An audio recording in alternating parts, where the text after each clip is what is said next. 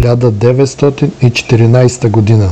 1 януари британските колонии в районите на река Нигер се обединяват в колония и протекторат Нигерия. 1 януари американската компания Сейнт Петербург Тампа Aerobot Line става първата авиокомпания, която предоставя редовни търговски пътнически услуги по разписание с самолети, по-тежки от въздуха. Тони Джанус, първият пилот с федерален лиценз, превозва пътници в летяща лодка Беноист 14. Абрам Фейл, кмет на Сейнт Пътърсбърг, е първият пътник на самолета. 5 януари съставено е 35-то правителство на България, начело с Васил Радославов. 6 януари основана е компанията Мерил Линч. 6 януари Хенри Форд намалява времето за сглобяване на автомобила Model T до час и половина и установява 8-часов работен ден в заводите си. 7 януари първият параход преминава през Панамския канал. 8 януари лондонската болница Мидълсекс използва радий за лечение на рак. 2 февруари Чарли Чаплин прави своя дебют в нямото кино с късометражния филм «Изкарване на прехраната». 4 февруари в Лима, Перу, полковник Оскар Бенавидес ръководи въстание, което сваля конституционния президент Гилермо Билингхърст и след това го депортира в Икике. 28 февруари Автономната република Северен Епир е провъзгласена от етнически гърци в Северен Епир. 7 март принц Уилям от Уит пристига в Албания, за да започне управлението си. Той царува кратко като суверен на княжество Албания като Вилхелм I от 7 март до 3 септември 1914 година, след което заминава в изгнание. Неговото управление официално приключва на 31 януари 1925 година, когато страната е обявена за Албанска република. 14 март сключен е сръбско-турският мирен договор, който възстановява дипломатическите и консулски отношения между Сърбия и Турция, прекъснати от Първата Балканска война, и потвърждава условията на Лондонския договор от 1913 година. 27 март белгийският хирург учен Алберт Хастин извършва първото успешно индиректно кръвопреливане с използване на антикоагуланти. 6 април подписан е договора Томсън-Урутия, който има за цел да разреши конфликта между американци и колумбийци, причинен от подкрепата, която Съединените щати предоставят за отделянето на Панама от Колумбия през 1903 година. 9 април аферата Тампико, конфликт между моряци от военноморските сили на Съединените щати в Мексико и войски, лоялни на мексиканския диктатор Викториано Уерта, води до прекъсване на дипломатическите отношения между Съединените щати и Мексико. 14-18 април първият международен конгрес на криминалната полиция се провежда в Монако. 24 държави са представени, включително някои от Азия, Европа и Америка. Деканът на Парижкото юридическо училище е президент. 20 април президентът Удроу Уилсън моли Конгреса на Съединените щати да използва военна сила в Мексико в отговор на аферата Тампико. 21 април в Мексико армията и флотът на Съединените щати окупират пристанището Веракрус. 17 май протоколът от Корфу, споразумение между представителите на албанското правителство и временното правителство на Северен Епир, което официално признава областта Северен Епир като автономна самоуправляваща се област под суверенитета на принца на новосъздаденото княжество Албания. Споразумението предоставя на гърците областите на Корица и Аргирокастро, които са част от Северен Епир, по-широка религиозна, образователна, културна и политическа автономия в границите на албанската държава. 25 май в Обединеното кралство Камарата на общините приема закона за самоуправление на Ирландия. 12 юни – гръцки геноцид. Клане на османски гърци в Фокея, днес турския град Фоча, от турски паравоенни банди, като част от политиката на Османската империя за етническо прочистване през този период. Според различни източници, брой на жертвите е от 50 до 100 човека. 23 юни в град Сакатекас, Мексико, революционните сили на генерал Панчо Вила побеждават федералната армия на генерал Викториано Уерта. 28 юни. Атентатът в Сараево. Ерцхерцог Франц Фердинанд, наследник на австро-унгарския трон, и съпругата му София Чутек са убити от сръбския националист Гаврило Принцип. Това престъпление ще стане повод за Първата световна война. Започва юлската криза. Антисръбски бунтове избухват в Сараево и Загреб. 29 юни. Секретарят на австро-унгарската легация в Белград изпраща писмо до Виена, което предполага сръбско съучастие в престъплението в Сараево. Антисръбските бунтове продължават в цяла Босна. 2 юли германският кайзер обявява, че няма да присъства на погребението на ерцхерцога.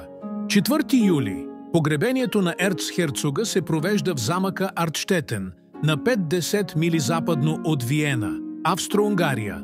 5 юли в Потсдам се провежда съвет, на който се срещат влиятелни лидери в Австро-Унгария и Германия, за да обсъдят възможностите за война с Сърбия, Русия и Франция.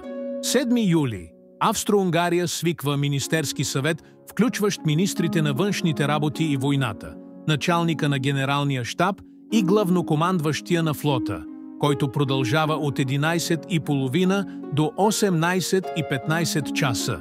9 юли императорът на Австро-Унгария получава доклада от австро-унгарското разследване на убийството на австрийския ерцхерцог Франц Фердинанд в Сараево.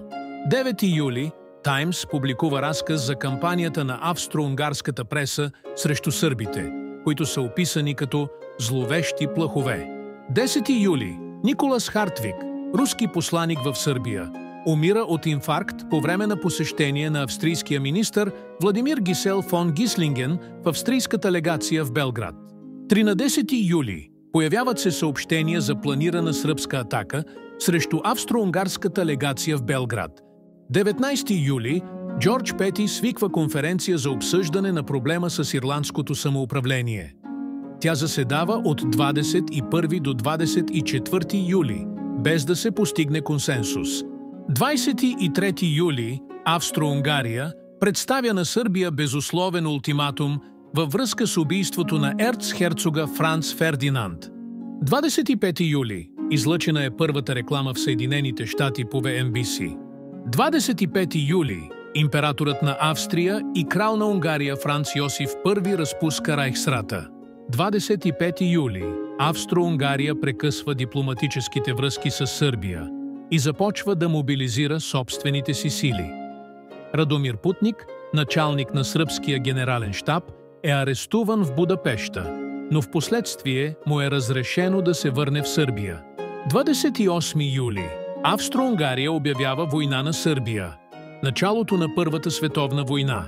28 юли руският цар Николай II нарежда частична мобилизация срещу Австро-Унгария. 28 юли, 10 август, Първа световна война. Британските и френските военноморски сили не успяват да попречат на корабите на Средиземноморската дивизия на германския имперски флот да достигнат Дарданелите. 29 юли Русия започва мобилизация в областите, граничещи с Австро-Унгария. На следващия ден е обявена обща мобилизация. 29 юли Първа световна война. Речният монитор на австро-унгарския флот Бодрог дава първите изстрели от войната, започвайки обстрел на Белград, столицата на Сърбия. 31 юли Карибската петролна компания, дъщерно дружество на англо-холандската група Royal Dutch Shell, успешно завършва сондирането на кладенец Зумака в Мене Гранде, щата Сулия, първият комерциален петролен кладенец в Венецуела. 1 август Германската империя обявява война на Руската империя след военната мобилизация на Русия в подкрепа на Сърбия. Германия също започва мобилизация. 1 август Франция обявява обща мобилизация. 1 август Ню-Йоркската фондова борса е затворена поради избухването на война в Европа, където почти всички борси вече са затворени. 2 август под предлог, че предотвратяват френска окупация, германските войски завземат Люксембург, в съответствие с плана Шлифен. 2 август. Италия обявява неутралитет. 2 август. Таен договор между Османската империя и Германия гарантира османския неутралитет. 2 август. В 19 часа местно време Германия издава 12-часов ултиматум на неутрална Белгия, за да позволи преминаването на Германия във Франция. 3 август Германия обявява война на Франция. 3 август в 7 часа сутринта местно време Белгия отказва да приеме ултиматума на Германия от 2 август. 4 август. Рано сутринта Германия обявява война на Белгия. По това време германските войски вече се намират на белгийска територия. От вечерта на 3 август. 4 август. Великобритания обявява война на Германия. Заедно с Великобритания, нейните владения, Канада, Австралия, Нова Зеландия, Южноафриканският съюз и най-голямата колония Индия влизат във войната. 4 август. Аржентина обявява неутралитет. 4 август. Съединените щати обявяват неутралитет. 4 август. Контраадмиралът от германския имперски флот Вилхелм Сушон обстрелва френските алжирски пристанища Боне и Филипвил от крайцера Гьобен и лекия крайцер Бреслау. 5 август. Сключен е договорът Брайан Chamorro между Съединените щати и Никарагуа, потвърждавайки изключителните права на Съединените щати в тази централноамериканска държава. 5 август. Кралство Черна гора обявява война на Австро-Унгария. 5 август. Оръдията на Форт Пойнт Непеан в Порт Филип Хец в Виктория, Австралия, стрелят пред носа на парахода Norddeutscher Lloyd SS Pfalz, който се опитва да напусне пристанището на Мелбърн без да знае за обявяването на война и е задържан. Това е първият изстрел даден от Антантата във войната. 5 август. Германски цепелини хвърлят бомби над Лиеж, Белгия, убивайки 9 цивилни. 5 август. Инсталиран е първият електрически светофар между Юклид Авеню и Ист 100 и 5-та улица в Кливланд, Охайо. 5-16 август. Битката при Лиеж. Германската армия побеждава белгийската. Първото оперативно използване на Биг Бърта. 6 август. Австро-Унгарската империя обявява война на Русия. 7 август. Битката при Мюлус. Франция предприема първата си атака от войната в неуспешен опит да си върне провинция Елзас от Германия, започвайки битката на границите. 7 август. Британските колониални войски от британския полк Златен бряг, навлизайки в германската западноафриканска колония Тоголанд, се натъкват на ръководените от Германия полицейски сили в фабрика в Нуаджа, близо до Ломе, и полицията открива огън по патрула. Алхаджи Грунши отвръща на огъня. Първият войник на британска служба, дал изстрел във войната. 8 август. Германските колониални сили екзекутират Мартин Пол Самба за държавна измяна. 8 август. Ленин е арестуван в град Поронин от властите на Австро-Унгария. Той е освободен от затвора в Нови Тарг на 19 август под натиска на полските и австрийските социал-демократи и скоро заминава за Швейцария. 9 август. Лекият крайцер на британския кралски флот Бирмингам поразява и потапя немска подводница Ю-15 край Феър Айл, първата подводница, изгубена във войната. 12 август. Битката при Хален. Белгийските войски побеждават немската кавалерия, но не забавят германската инвазия в Белгия.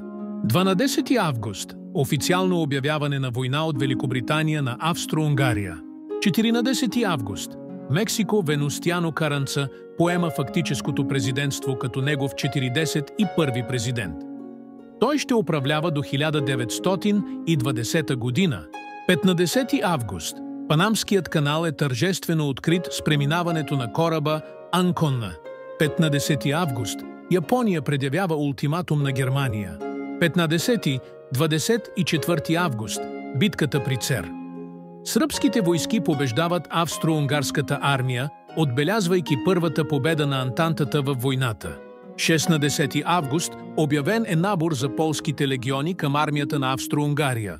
16 август. Германските военни кораби Гьобен и Бреслау, и двата пуснати в експлоатация през 1912 година, достигнали Константинопол на 10 август, се прехвърлят към Османския флот, като Гьобен става негов флагман под името Явус Султан Селим. 17 август, 2 септември. Начало на битката при Таненберг между германски и руски сили. 20 август германските войски превземат Брюксел. 20 август Папа Пий X умира в Рим на 79 години. 22 август битката при Росиньол. Германските сили побеждават французите. 23 август битката при Монс. В първото си голямо сражение британските експедиционни сили задържат германските сили, но след това започва едномесечна битка. Голямо отстъпление към Марна. 23 август Япония обявява война на Германия. 26 август капитулация на германските колониални войски в Тоголанд. 26-27 август битката при Люшато. Британските, френските и белгийските сили отстъпват от германската офанзива. 26-30 август битката при Таненберг. Руската втора армия е обкръжена и победена. 28 август битката при Хелиголандския залив. Британски крайцери под командването на адмирал Бийти потапят 3 немски крайцера. 29-30 август битката при Сен-Куентин. Френските сили задържат германското настъпление. 31 август император Николай II в резултат на антигерманските настроения преименува Санкт-Петербург на Петроград. 2 септември френското село Моронвилие е окупирано от германците. 3 септември папа Бенедикт XV, Джакомо дела Киеза, наследява папа Пий X, ставайки 250 папа. 5 септември Лондонско споразумение. Нито един член на Тройното съглашение, Великобритания, Франция или Русия, не може да търси отделен мир с централните сили. 5 септември започва първата битка при Марна. Разположена северо-източно от Париж, френската 6-та армия под командването на генерал Монури атакува германските сили близо до Париж. В битката се сражават над 2 милиона войници, 500 хиляди са убити или ранени. Френска и британска контраатака при Марна слага край на германското настъпление към Париж и определя провала на плана Шлифен. 5 септември британският крайцер Pathfinder е потопен от немска подводница Ю-21 във Фърта Форт, Шотландия. Първият кораб, който някога е бил потопен от самодвижещо се торпедо, изстреляно от подводница. 7 септември Турция обявява война на Белгия. 10 септември Южна Африка обявява война на Германия. 11 септември битката при Рава завършва с поражението на австро-унгарските сили от руснаците. 11 септември първа битка при Мазурските езера. Германска офанзива изтласква руската първа армия назад по целия фронт. 11 септември битката при Бита Пака. Австралийските военноморски и военни експедиционни сили дебаркират в германска Нова Гвинея и осигуряват стратегически важна безжична станция, първото голямо австралийско военно участие през войната. 13 септември край на битката при Гранд Короне. Край на битката на границите. Североизточният сегмент на Западния фронт се стабилизира. 13 септември южноафриканските войски започват военни действия в германска Югозападна Африка, днешна Намибия, с нападение срещу полицейския участък в Рамансдрифт. 21 септември след победите на руската армия в Галиция, източният полски легион на австро-унгарската армия Лвов се саморазпуска. 21 септември британските имперски полицейски сили превземат Шукмансбург в ивицата Каприви на германска Югозападна Африка. 22 септември германската подводница У-9 торпилира 3 бронирани крайцера на британския кралски флот – Абаукир, Креси и Хог. 22 септември германските военноморски сили обстрелва Папеете, френска Полинезия. 22 септември германският лек крайцер Емден обстрелва Мадрас, единственият индийски град, атакуван от централните сили във войната. 22 септември лидерът на мексиканските бунтовници Панчо Виля обявява, че вече не признава Венустияно Каранца за лидер на революцията, подкрепяйки плана Аяла на Емилиано Сапата за тази роля. 30 септември експедиционен отряд А на британската индийска армия пристига в Марсилия за служба в района на Ипър на Западния фронт. 3 октомври 25 000 канадски войници заминават за Европа. 9 октомври Антверпен, Белгия, е превзет от германските войски. 10 октомври кралят на Румъния. Карол I умира на курорта Синая. Неговият племенник Фердинанд се възкачва на престола. 16-31 октомври битката при Изер. Белгийската армия спира германското настъпление, но с големи загуби. 19 октомври започва първата битка при Ипър. 27 октомври гръцката армия окупира Северен Епир с одобрението на съюзниците. 28 октомври участниците в убийството на австрийския ерцхерцог Франц Фердинанд са осъдени в Сараево.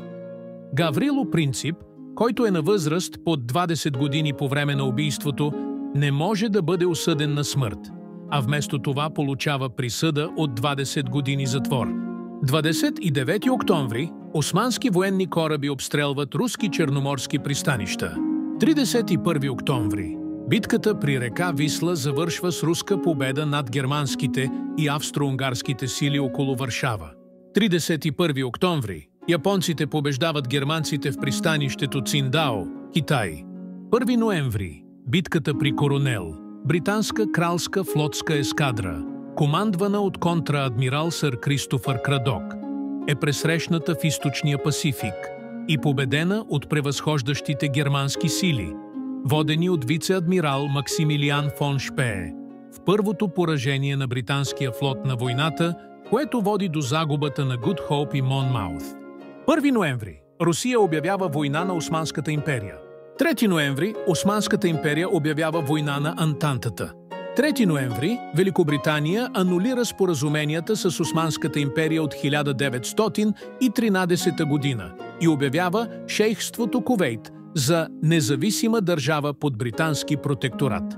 5 ноември Великобритания обявява анексирането на остров Кипър, който е част от Османската империя, и го контролира до обявяването на независимостта на Кипър през 1960 година. 5 ноември Англия и Франция обявяват война на Турция. 7 ноември обсада на Циндао. Японците и британците превземат залива Джиаочоу в Китай, базата на германската източноазиатска ескадра. 9 ноември битката при Кокос. Германският крайцер Емден, последният активен военен кораб на централните сили в Индийския океан, е потопен от австралийския крайцер Сидни. 11 ноември германската армия започва Лотската операция, за да предотврати настъплението на руската армия в Германия. 11 ноември с обявяването на Османския джихад от 1914 година. Османският султан Мехмед V провъзгласява свещена война. 13 ноември Заянска война. Битката при Ел Хери, заяните, бербери, в Мароко побеждават френските сили. 16 ноември. Една година след създаването с приемането на Закона за Федералния резерв от 1913 година, Федералната резервна банка на Съединените щати официално отваря врати. 23 ноември. Мексиканска революция. Последните сили на Съединените американски щати се изтеглят от Вера Круз, окупиран 7 месеца по-рано в отговор на аферата Тампико. 24 ноември. Бенито Мусолини е изключен от Италианската социалистическа партия. 28 ноември. След предизвиканото от войната затваряне през юли, Ню-Йоркската фондова борса отново отваря врати за търговия с облигации. 2 декември. Австро-унгарските сили окупират Белград, Сърбия. 8 декември. Първата световна война. Битката за Фолкландските острови. Ескадрата на британския кралски флот под командването на Дафтън Стърди побеждава група кораби на германския императорски флот под командването на Максимилиан фон Шпее. 12 декември Ню-Йоркската фондова борса отваря отново, след като е затворена от 1 август, с изключение на търговията с облигации. 16 декември – Първата световна война. Нападение над Скарбароу, Хартълпул и Уитби. Крайцери на имперския германски флот атакуват британски пристанища в Северно море. 17 декември. Президентът на Съединените щати Удроу Уилсън подписва закона за данък върху наркотиците на Харисън. Това поставя началото на продължаващата международна война срещу наркотиците. 17 декември. Международна комисия определя границите на Албания. 18 декември. Египет е обявен за британски протекторат. 19 декември завършва битката при Колубара, което води до решителна сръбска победа над Австро-Унгария. 19 декември Махатма Ганди напуска Англия, отплавайки за Индия, придружен от съпругата си Кастурба. 19 декември сваляне хедива на Египет Абас II Хилми. Египет е провъзгласен за султанът и престолът заема султан Хусейн Камил. 24 декември – Първа световна война. Започва неофициално временно коледно примирие между британски и германски войници на Западния фронт. 25 декември – Нападение на Куксхафен.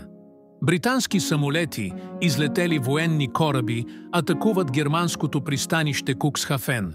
28 декември – Италианските войски навлизат в албанския град Влеора. За генериране на дикторския текст е използван изкуствен интелект. Алианс за стратегическо управление. Добро управление, благоденстващ народ.